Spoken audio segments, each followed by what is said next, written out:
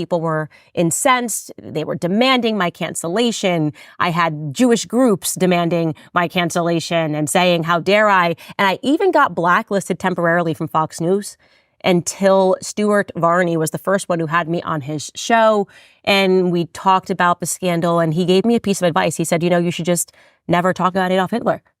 And at the time, I was so appreciative. I was like, thank you for allowing me to not have my entire platform canceled. But I reflect on that, and I'm like, what an absolute nonsense that is. And I'm not saying this about Stuart Varney, but just that general idea, and that is an idea that permeates, is that we are not allowed to discuss Adolf Hitler.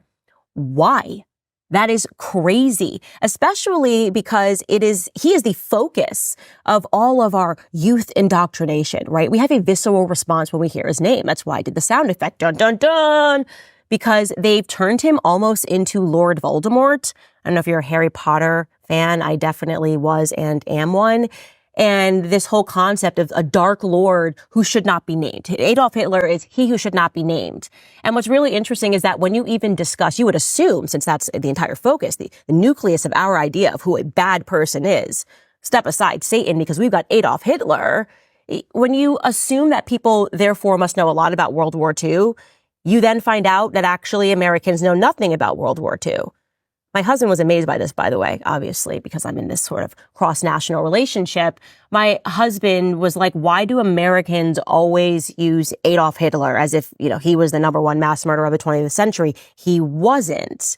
What is this extreme focus on Nazis and Adolf Hitler as the only comparison we can ever make? And like I said, it's because we have been indoctrinated and we actually know nothing about the person other than the fact that we must fear him. And if you really, really, really want to insult someone, say, you are literally Hitler.